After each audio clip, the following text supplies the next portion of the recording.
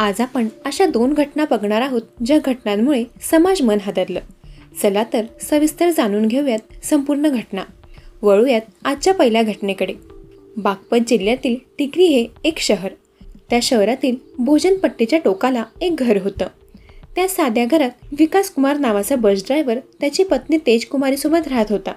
दिवसा ते घर नेहमीसारखं गजबजलेलं दिसायचं. छोट्या मुलींचं खेळणं, अंगणात कधी हसणं तर कधी भांडणाचे आवाज.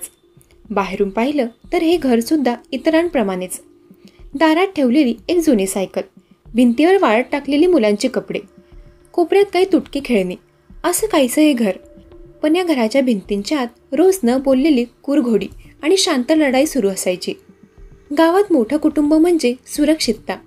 काही जरी संकट आलं तरी मावशी, काका, आजोबा, शेजारी सगळे मदतीला धावत येतात. पण तेजकुमारीच्या बाबतीत असं नव्हतं.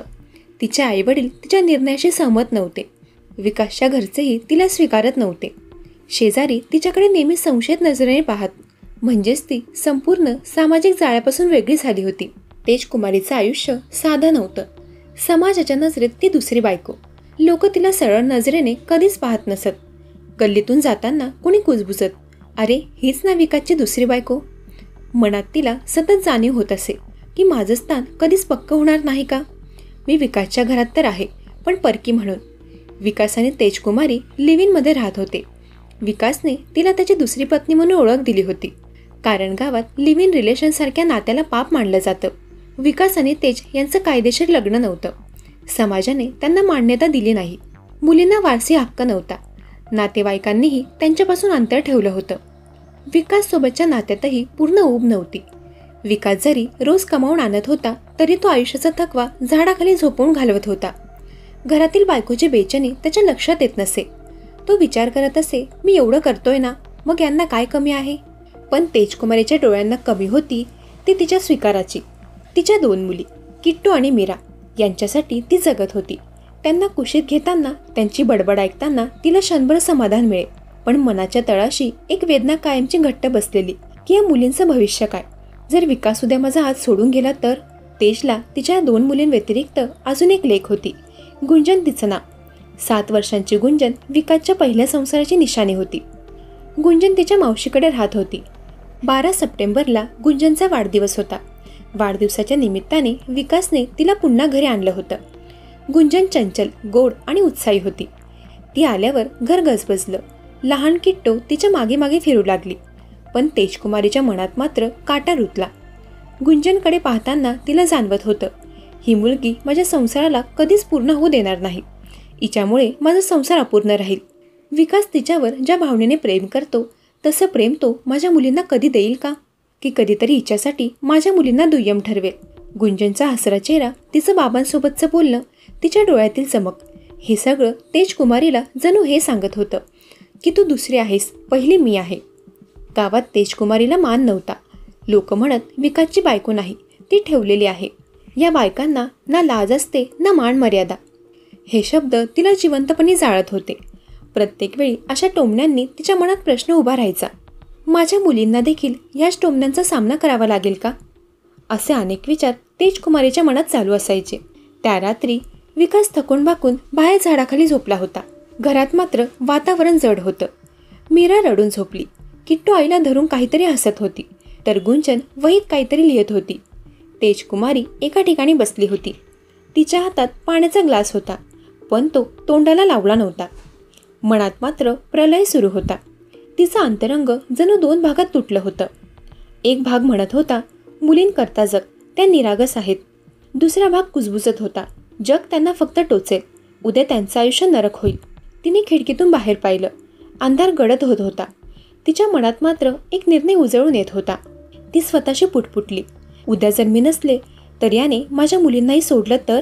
विकासचं काय, तो पुन्हा कोणासोबतही संसार करेल. पण या 3 निष्पाप जीवांचं काय. लोक म्हणतील, दुसऱ्या बायकोची पोरं, त्यांच्या हसण्यात नेहमीच टोमणे असतील. नाही नाही, माझ्या मुलींना हे मी भोगू देणार नाही. या सगळ्या विचारांनी तिचे डोळे ओलावले. पण अश्रूंनी तिचं मन वितळलं नाही, उलट कठोर झालं. 3 मुलींना एक एक करून तिने जवळ घेतलं. आईच्या कुशीत त्यांना भीती वाटली नाही, पण काही क्षणातच खोलीत रडण्याचे आवाज, झगडण्याचे क्षण आणि नंतर भयान शांतता पसरली. मीराचा छोटासा हात हवेत थपकून गेला. किट्टूचं हसणं गळ्यात अडकलं. गुंजनचे डोळे प्रश्नाने भरले होते. आई का ग? पण उत्तर मिळण्याआधीच सगळं संपलं. त्या बेडवर तिन्ही जीव शांतपणे पडले. खोलीत फक्त आईच्या जोरजोराने धडधडणाऱ्या श्वासाचा आवाज होता. तेजकुमारीने छताकडे पाहिलं. बाहेर झोपलेला विकास पुन्हा उठला. घरातून काहीच आवाज आला नाही. दार बंद होतं. तो हाक मारत होता, तेजू दार उघड ना. पण एक भयान शांतता तिथे पसरली होती. मग विकासने शेजाऱ्यांना बोलावलं. पोलीस आले. स्कायलाईटमधून पाहिलं तेव्हा दृश्य इतकं भयंकर होतं की शब्दही हरवले. बेडवर तिन्ही मुली मृत आणि आई छताला लटकलेली. पोलिसांनी चौकशी केली. प्राथमिक निष्कर्ष समोर आला. आईने आधी 3 मुलींचा गळा दाबून त्यांचं जीवन संपवलं आणि मग स्वतः केली. कारण फक्त एकच, कौटुंबिक कलह, समाजाची बोचरी भाषा आणि अंतर्मनातला असह्य एकटेपणा. त्या रात्री टिकरीच्या एका छोट्याशा घराने समाजाला प्रचंड धक्का दिला. कौटुंबिक कलह, असुरक्षित नातेसंबंध आणि तुटलेलं मानसिक संतुलन यांनी 4 जीव गिळले होते. मानसिक वेदना कधीच डोळ्यांना दिसत नाही, पण त्या आत्म्याला आतून पोखरतात.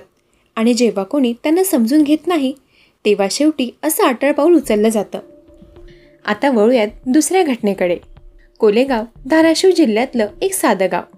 सकाळची वेळ होती. आज टेकाळ्यांच्या घरातून येणारा आवाज मात्र नेहमीपेक्षा वेगळा होता. तो आवाज होता एका चिमुकल्या बाळाच्या रडण्याचा. अस्फुट, निरागस आणि तरीही काळीच पिळवटून टाकणारा. कृष्णाची आई मालनबाई नेहमीप्रमाणे घरात कामात गुंतल्या होत्या, पण बाळाच्या रडण्याचा अखंड आवाज त्यांना अस्वस्थ करत होता. काय झालं असेल बरं? सून अजून उठली नाहीये का? असा विचार करत त्या आतल्या खोलीकडे गेल्या. खोलीतलं दृश्य पाहून त्यांच्या पायाखालची जमीनच सरकली. मालनबाईंच्या तोंडातून एक शब्दही बाहेर पडला नाही. त्यांचा कंठ दाटून आला. साक्षी बिछाण्यावर निश्चल पडली होती. तिचा चेहरा फिकट, शरीर स्थिर, श्वास पूर्णपणे थांबलेला. साक्षी, अगं साक्षी, त्यांनी हलकेच तिला हाक मारली, पण साक्षीकडून कोणताही प्रतिसाद नाही. मालनबाईंनी तिच्या हाताला स्पर्श केला. तो थंडगार होता. त्यांच्या काळजात धस्स झालं. त्या किंचाळतच बाहेर धावल्या. त्यांचा आवाज ऐकून शेजारची लोक धावली. काय झालं मालनबाई? पण मालनबाई फक्त हातवारे करत होत्या. त्यांचे डोळे अश्रूंनी भरले होते.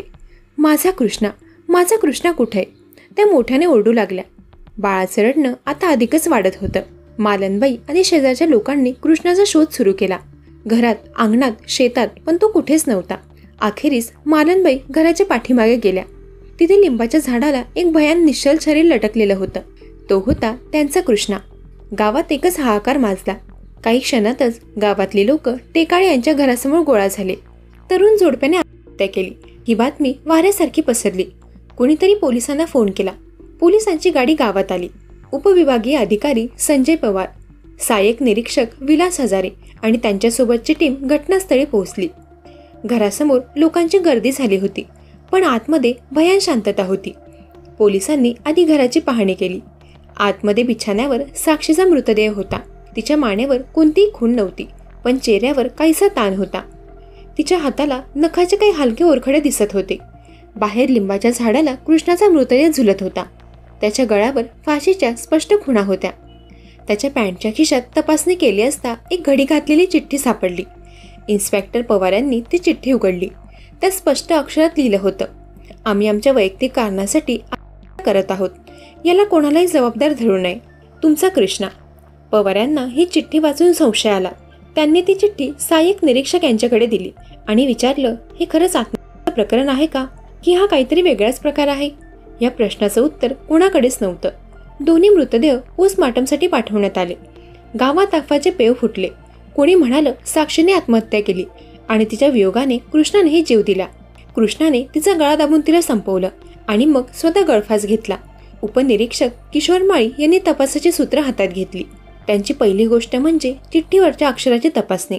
ती कृष्णाच्या अक्षराशी जुळते का हे पाहणं महत्त्वाचं होतं. फॉरेन्सिक टीमने ती चिठ्ठी घेतली आणि तपास सुरू केला. त्यांनी कृष्णाच्या आणि साक्षीच्या मोबाईलची तपासणी सुरू केली. कॉल रेकॉर्ड, मेसेजेस आणि सोशल मीडिया ॲक्टिव्हिटीज तपासण्यात आल्या. कृष्णाच्या मोबाईलमधून काहीच संशयास्पद मिळालं नाही. नेहमीचे कॉल, काही मेसेज आणि व्हॉट्सअप चॅट्स. पण साक्षीच्या मोबाईलमध्ये मात्र एक गोष्ट सापडली. तिच्या एका मित्रासोबत तिने केलेले काही मेसेज. साक्षीने मेसेजमध्ये तिच्या संसारातील तणावाबद्दल लिहिलं होतं. आमच्यात खूप भांडणं होतात. रोज काहीतरी वाद असतो. मला खूप कंटाळा आलाय. या मेसेजमध्ये ती कधीच पतीचा किंवा सासरच्या लोकांचा थेट उल्लेख करत नव्हती, पण तिच्या मनातील अस्वस्थता स्पष्ट दिसत होती. हा एक महत्त्वाचा धागा होता, पण तो खुनाचं कारण ठरू शकत नव्हता. पोलिसांनी कृष्णाच्या आईवडिलांची चौकशी केली. सुरुवातीला त्यांनी काहीच सांगितलं नाही, पण माळी यांनी त्यांना विश्वास दिला. तेव्हा कृष्णाच्या वडिलांनी हळूहळू सत्य सांगायला सुरुवात केली. त्यांचा संसार बाहेरून ठीक दिसत होता, पण आतून खूप वाद होते. पैशांचं दडपण होतं. कृष्णाचा पगार साधा होता, त्यात घर खर्च, मुलाचा खर्च आणि सगळ्या जबाबदाऱ्या. कृष्णाला खूप ताण आला होता. आई मादनबाईंनीही सांगितलं. सून खूप शांत होती, पण कधी कधी ती रागावली की शांत बसून राहायची. कृष्णाही तसाच होता. दोघेही एकमेकांशी कमी बोलायचे, पण त्यांच्यात ताण खूप होता. त्या रात्री पण त्यांच्यात काहीतरी किरकोळ भांडण झालं होतं. पोलिसांना एक गोष्ट स्पष्ट झाली होती. पती पत्नीमध्ये संबंध तणावपूर्ण होते. काही दिवसांनी दोन्ही मृतदेहांचा पोस्टमॉर्टम अहवाल आला. कृष्णाचा मृत्यू गळफास घेतल्याने श्वास कोंडून झाल्याचं स्पष्ट झालं. साक्षीचा मृत्यू हा अहवाल मात्र संशयास्पद होता. तिचा मृत्यू गळफासामुळेच झाल्याचं नमूद होतं, पण तिच्या गळ्यावरच्या खुणा काहीशा वेगळ्या होत्या. त्या केवळ गळफासामुळे नव्हत्या. डॉक्टरांनी त्या खुणा हाताने गळा दाबल्याचा असू शकतात असा संशय व्यक्त केला होता. या अहवालामुळे पोलिसांनी पुन्हा विचार करायला सुरुवात केली. जर साक्षीचा गळा दाबला गेला असेल तर तो कोणी दाबला, आणि जर तो कृष्णाने दाबला असेल तर त्याने चिठ्ठी का लिहिली. पोलिसांनी पुन्हा एकदा साक्षीच्या मैत्रिणीकडे तपास केला. तिने पोलिसांना एक महत्त्वाचा मेसेज दाखवला. घटनेच्या आदल्या रात्री साक्षीने तिला एक मेसेज केला होता. आज खूप मोठा वाद झालाय, या त्रासापेक्षा मरणं परवडलं. या मेसेजवर पोलिसांना एक महत्त्वाचा प्रश्न पडला. साक्षीने स्वतःचा जीव घेण्याचा विचार केला होता का? पोलिसांनी पुन्हा मालनबाई आणि कृष्णाच्या भावाची चौकशी केली. त्यांनी सांगितलं की त्या दिवशी रात्री मोठा वाद झाला होता. कृष्णा रागाने घराबाहेर पडला होता, पण परत आला नाही. त्यानंतर खोलीत शांतता होती. पोलिसांनी सर्व धागेदोरे एकत्र जोडले. कृष्णा आणि साक्षीमध्ये मोठा वाद झाला. त्या वादानंतर तणावाखाली येऊन साक्षीने टोकाचं पाऊल उचलण्याचा निर्णय घेतला. ती करण्याचा प्रयत्न करत असताना कृष्णाने तिला थांबवण्याचा प्रयत्न केला. या झटापटीत किंवा कृष्णाने तिला वाचवण्याच्या प्रयत्नात तिचा गळा दाबला गेला आणि तिचा जीव गेला. हे जाणून बुजून केलेलं कृत्य नव्हतं, तर एका भयानक क्षणी घडलेली दुर्घटना होती. पत्नीचा जीव आपल्या हातून गेला. या अपराधी भावनेने कृष्णा पूर्णपणे खचला. त्याला जगण्याची काहीच आशा उरली नाही. कृष्णाने स्वतःला फाशी घेतली, पण आपल्या मृत्यूनंतर पोलिसांच्या चौकशीत आपल्या कुटुंबियांना त्रास होऊ नये, आपले आईवडील आणि भावाला कोणी जबाबदार धरू नये, यासाठी त्याने ती चिठ्ठी लिहिली. पोलिसांनी हे सर्व निष्कर्ष पुराव्याच्या आधारे लोकांसमोर मांडले. गावातील लोक जे केवळ अफवांवर विश्वास ठेवत होते, त्यांनी डोळे पुसले. ही कथा खून किंवा आत्महत्येची नव्हती, तर तणाव, अपराधीपणाची आणि एका क्षणी घडलेल्या दुर्दैवी घटनेची होती, ज्याने 2 जीव आणि एका निष्पाप मुलाचं भविष्य हिरावलं. कोलेगावचं शांत गाव आजही या घटनेची आठवण करून हळहळतं आणि प्रत्येक क्षणी हा प्रश्न विचारतं, जगायचं एवढं अवघड झालं होतं का? दरम्यान या दोन्ही घटनांवर तुमची काय प्रतिक्रिया आहे ते कमेंट करून नक्की सांगा.